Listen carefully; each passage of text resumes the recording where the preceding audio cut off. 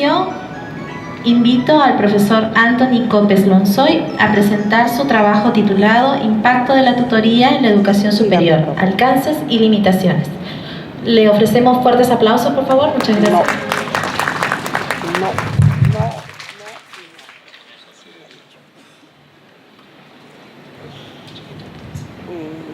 Bueno, pues tiene una serie de peor que Fujimorista. Muy buenas tardes a todos ustedes por esta fluencia que hay. Agradezco también a Pablo por las aproximaciones que ha dado de lo que es la visión de la Ruiz de Montoya, una de las primeras universidades que ha tenido este sistema de tutorías integrales. Sin embargo, lo que es mi ponencia de impacto en la tutoría en la educación superior, alcances y limitaciones, no necesariamente tiene que ver con un sistema lineal propiamente dicho. Es así que vamos a revisar de manera tanto teórica como práctica las referencias en base a lo que es la tutoría en educación superior. Es así que también revisaremos lo que son algunos componentes de la misma diferenciación entre dos grandes grupos de lo que es tutoría, y finalmente veremos tanto la tutoría propiamente dicha con la palabra impacto en lo que es la investigación, tan es así como lo que es modelos basados en evidencia. Vamos a referirnos a algunos antecedentes históricos. Por ejemplo, López en el 2013 nos menciona de que la tutoría no solamente es una implicación del siglo XX, sino que esta función como tutoría ya tenía una larga data. Es así que podemos ver en diferentes culturas esta acción orientadora ha tenido un eje fundamental en la construcción social del sujeto. Por otra parte, Lobato y Arbizu mencionan que, si bien es cierto, esta construcción social ha tenido que ver con diferentes culturas, de manera tangible podríamos afirmar que desde Grecia entendemos parte de lo que es la función orientadora o parte en sí de lo que es la función de autoconocimiento, partes y componentes de lo que es la tutoría en sí. Y finalmente Vizquerra y Lage, acá hay un dato especial. Cuando nos referimos a Lage estamos hablando de un historiador de la psicología.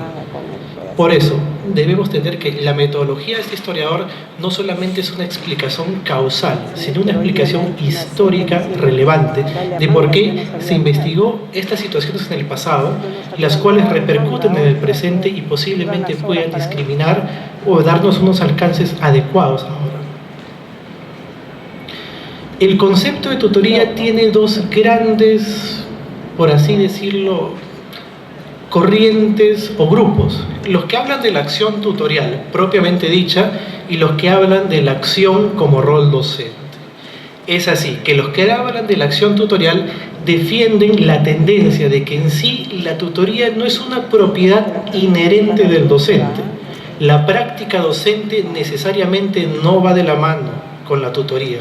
La función de escucha del docente tampoco es de manera fluctuable con lo que es la relación con el estudiante. Sin embargo, los detractores de este grande grupo que hablan de la acción tutorial propiamente dicho comienzan a argumentar de que, si bien es cierto, la tutoría o en todo caso el docente no es una acción, la acción docente no es una acción tutorial, pero puede cumplir un rol como tal siempre y cuando esté fuera de la cátedra. Es así que acá describimos un poco de lo que es la acción tutorial. Cuando mencionamos forma una actividad docente, esto quiere decir fuera de la cátedra en sí. Los componentes de la tutoría que mencionan López, Sancho, Rodríguez y Álvarez es que, si bien es cierto, hay un docente a cargo de un salón, este docente no podría ejercer la función de tutoría, a menos que sea ejercida como trabajo con una función diferenciada de su cátedra. Por otra parte, cuando hablamos de potenciamiento de actitudes, procesos, intercambios personales y profesionales que caracterizan esta relación, si nos hemos dado cuenta en todas las ponencias que hemos escuchado hasta el momento, entendemos que el tutor no necesariamente tiene una función como docente, no necesariamente tiene un inicio como psicólogo. En la experiencia nos hemos dado cuenta de que hay tutores que son abogados, biólogos, por ahí hemos visto un par de tutores que han ejercido lo que es la abogacía. No quiere decir que no reúnan las competencias necesarias para lo que es la función tutorial. Es más, hay el estudio de Paz en el 2014 tiene una relación entre lo que es, propiamente dicha, la acción del tutor inherente al rol, tanto de psicólogo como docente propiamente dicho, con los diferentes roles en los campos de acción, y encuentra que hay una mejor aplicación en estas funciones que no necesariamente tienen que ver con lo que es el psicólogo y tampoco lo que tienen que ver con lo que es el tutor propiamente dicho. Ahora, vemos el otro grande grupo que es como rol docente. Los profesores son formadores y ejercen esa tutoría. Este grupo defiende que sí, que un docente hace tutoría, que un docente es inherente en la acción tutorial, que la función docente no está diferenciada de la tutoría, por lo tanto es parte de su función docente. El docente a la vez es un paralelo a las tareas instructivas. Aquí hay una pequeña, quizás confusión por parte de este grupo, el cual menciona que tanto dar tareas como docente y como tutor están infringiendo los mismos roles. Y finalmente el docente escucha a los alumnos a partir de lo que oye y en base puede ayudarlos a ejercer su libertad. Si no reunimos las competencias necesarias, si no tenemos la calificación adecuada o un manejo adecuado de lo que es tanto grupos como de manera personal, esa escucha simplemente es una escucha vacía, no es una escucha activa en la cual está el oyente, puede manejarlo, puede escucharlo y puede entender las diferentes problemáticas que pueden ocasionar en diferentes campos. Ahora, cabe esta pregunta: ¿estamos en un despliegue de transformación social? ¿Existe esta transformación social? Entendiendo tanto que el rol docente como la tutoría es una función institucionalizada y que ha sido germinada desde la historia, vamos a revisar que alrededor de 140 universidades el SUNEDU, la Superintendencia de Educación, registra, las cuales aproximadamente un 80% son particulares. Esto no tiene ningún inconveniente. Sin embargo, ante la emergencia de tantas universidades particulares, ¿cuáles son las funciones o roles de los tutores en sí? Se ha visto que no hay una diferencia entre lo que es el departamento psicopedagógico, el departamento psicológico solamente, con el departamento de tutoría en estas universidades emergentes. Es así que no hay una diferencia, no hay un diferenciado plan de acción. Por ejemplo, el departamento de psicopedagogía de una universidad X, a las 5 de la tarde baja a todos los estudiantes de primer año, da una pequeña charla de 15 minutos, pasa un video de 40 minutos, una ficha de registro y asume que está cumpliendo un rol del tutor. En otra universidad, los tutores dan muchos talleres. Como ustedes pueden evidenciar que hay diferentes grupos, quizás por una participación entusiasta. Dan diferentes talleres, los chicos se mueven, pero la cosa, aquí viene el problema. No está mal lo que están haciendo, sin embargo, ¿cuál es el mensaje y los objetivos que están manejando dentro de esas dinámicas grupales? Entendiendo como que esas dinámicas que están manejándolas no solamente son vamos a saltar o vamos a salir, sino que son mediante ejercicios lúdicos que pueden crear elementos reales, vivenciales y sobre todo con un contenido social, los cuales pueden manejar, entendiendo la heterogeneidad que hay en el alumnado. Ahora, en el sistema nacional, a partir de 2013 el PRONAVEC ha ejercido un marco de 12 ejes comunes entre 5 universidades, que a partir de ellas se dirigen de la siguiente manera. Ambas, entre estas 5 comparten lo que son desarrollo de pensamiento crítico, desarrollo de innovación, proyecto de vida para emprender, que eso se ha visto reflejado en algunas universidades particulares como proyecto PPB, que está unido a lo que es el curso de desarrollo personal. fortalecimiento de competencias laborales, participación comprometida por la vía universitaria, acercamiento al mundo laboral, servicio educativo orientado a la satisfacción del usuario. No solamente estamos requiriendo lo que es la masificación de información, desgraciadamente.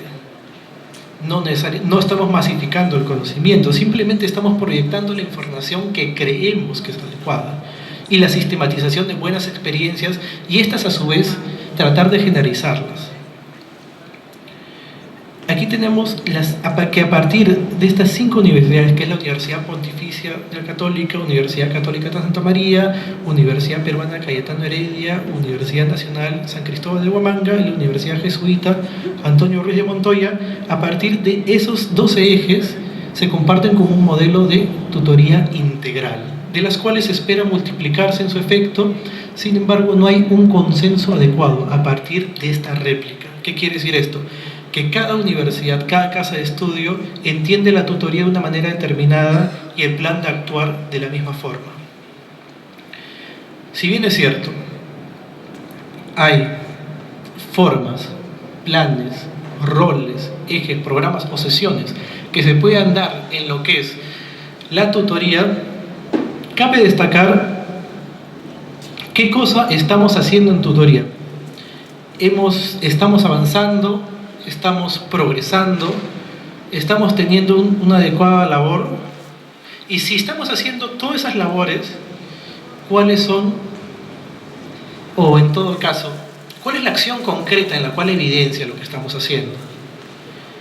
Nosotros podemos, tanto como psicólogos, docentes y diferentes campos, podemos tratar de evidenciar esto en base a algunos estudios, algunos reportes, y la pregunta es: estos reportes, los cuales estamos elaborando o en planes de elaborar o pensamos elaborarlos, lo que son con grupos de estudio, estamos enviándolos a revistas adecuadas.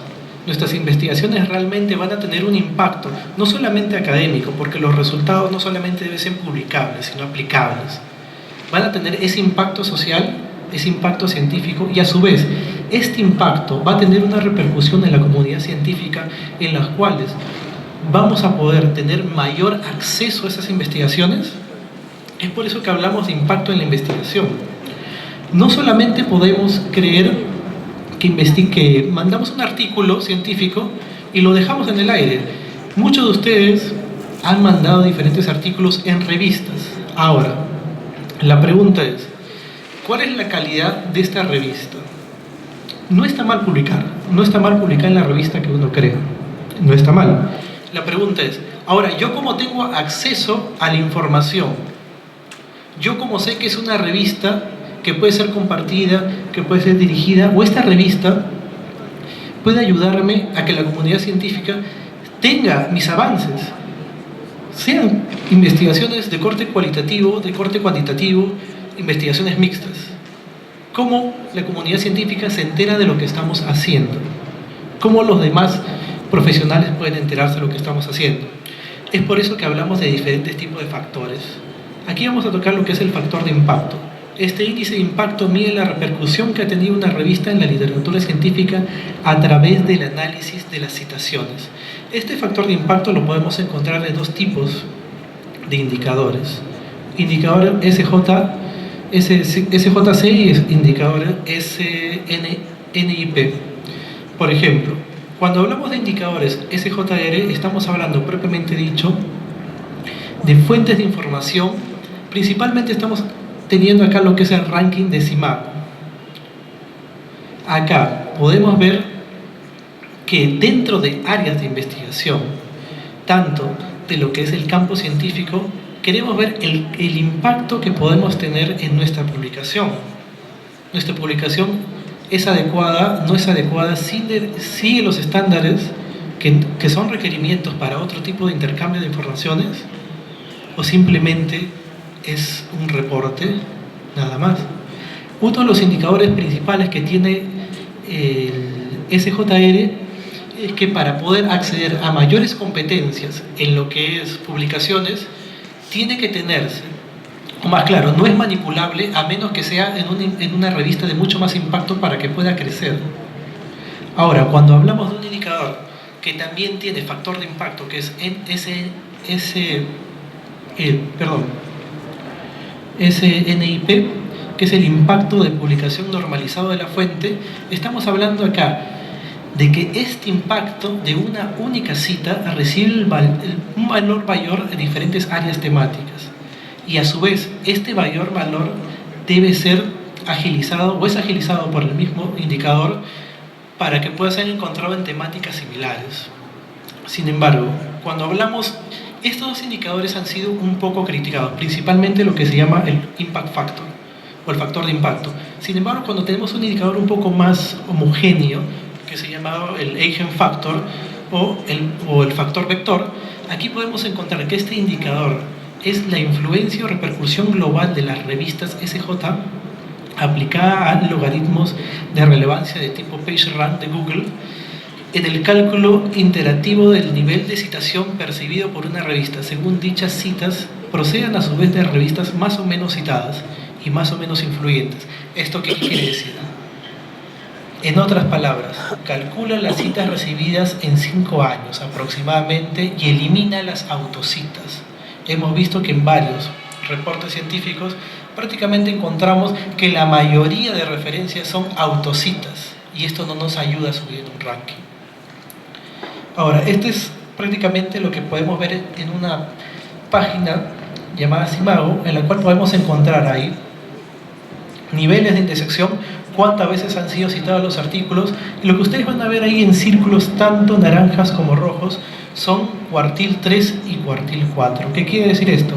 Que todas las publicaciones de esa revista son divididas en 4 partes. La primera y el segundo cuartil no son revistas de tanto impacto. Sin embargo, a partir del cuartil 3 estamos hablando que ya hay visibilidad. Encontramos lo que es visibilidad e impacto de esa revista y de los artículos que tiene que ver con esa revista. Ahora bien, la pregunta es, ¿se investiga o no se investiga en lo que es tutoría de educación superior? ¿Y es visible? Si podemos ver al lado derecho, en la última columna, podemos ver países como Brasil, Colombia, nuevamente Brasil, Chile, Argentina y finalmente México. Aún no nos encontramos en un ranking adecuado. Nuestras citaciones todavía no están, solamente estamos citados en lo que es Latindex, Lilacs, Google Académico y por ahí siempre. Sin embargo, el día de ayer ha habido un manifiesto en el cual alguna comunidad científica o un grupo de editores ha menospreciado una base de datos de que tiene origen latinoamericano. Propiamente dicho, están diciendo de que no solamente estas revistas que tienen acceso libre sirven en lo que son niveles de citaciones, sino que también son manipulados. Aquí estamos viendo que lo que llamamos impact factor no necesariamente tiene la repercusión que estábamos viendo, sino que puede ser manipulado en sí a comparación de otro tipo de indicadores. Y finalmente vamos a ver lo que es la evidencia. Si bien es cierto, podemos publicar, podemos realizar diferentes tipos de investigaciones, la pregunta es en sí, ¿generamos evidencia fehaciente de lo que estamos haciendo o no estamos teniendo las fuentes adecuadas? ¿Qué significa evidencia en todo caso? Tener lo que es obvio, tener lo que es claro, o tener una prueba o testimonio en base a una investigación científica de lo que estamos haciendo. Uno de los primeros indicadores para tener lo que es la evidencia es identificar esta evidencia. Para encontrar esta evidencia es necesario ir a las fuentes, pero ir a estas fuentes que tengan indicadores de impacto y a su vez que hayan tenido repercusiones de manera social. ¿Qué quiere decir esto? Que no necesariamente hayan sido artículos teóricos. Revisión y gradación de la evidencia. Una vez que hemos encontrado o hemos identificado lo que es la evidencia, ahora tenemos que tener 4 tipos de indicadores. La selección de estudios relevantes, la evaluación de la calidad de los estudios, la calidad y la aplicabilidad de estos estudios y finalmente la síntesis de esta búsqueda. Ahora vemos lo que son la elaboración y recomendaciones. Cuando hablamos de elaboración y recomendaciones, hemos seguido esta serie de pasos y finalmente generamos lo que se llaman bancos de evidencia. ¿Qué quiere decir esto? Los docentes tienen bancos de evidencia, es así. Por ejemplo, sus legajos, los cuadernos diarios, esas fichas, son lo que podríamos llamar bancos de evidencia. La pregunta es, ¿estos bancos de evidencia deben tener algún registro que elimine esta subjetividad que pueda ser cargada para algunos estudiantes?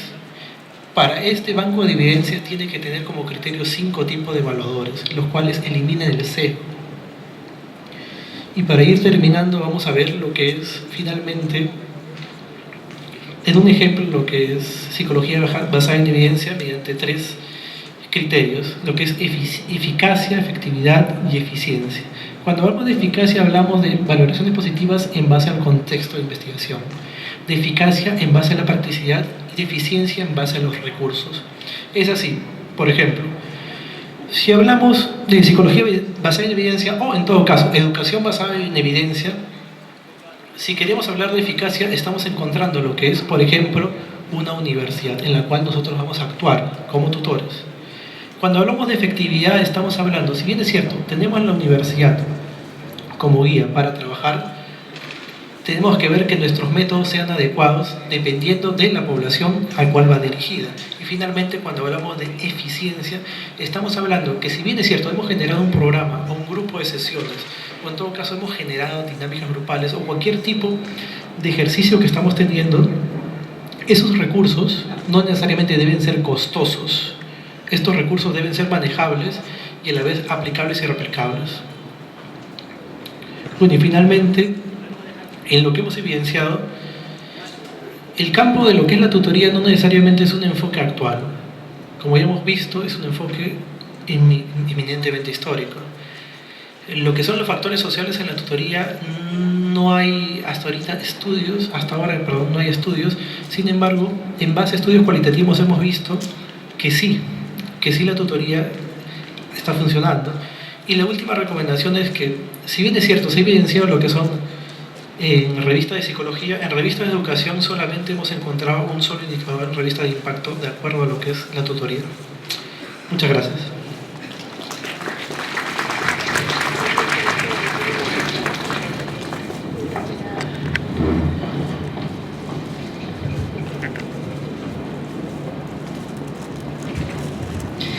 Agradecemos la presentación del profesor Anthony Copes. Él nos ha disertado el día de hoy su presentación en función a su experiencia también como revisor de estilo de la revista Interacciones y Avances en Psicología, investigador en el área de Historia de Psicología e investigador en la unidad de Adicciones IPOPS, ¿no? En tal sentido hemos tenido esta brillante presentación también en la cual nos ha compartido sus experiencias sobre el tema.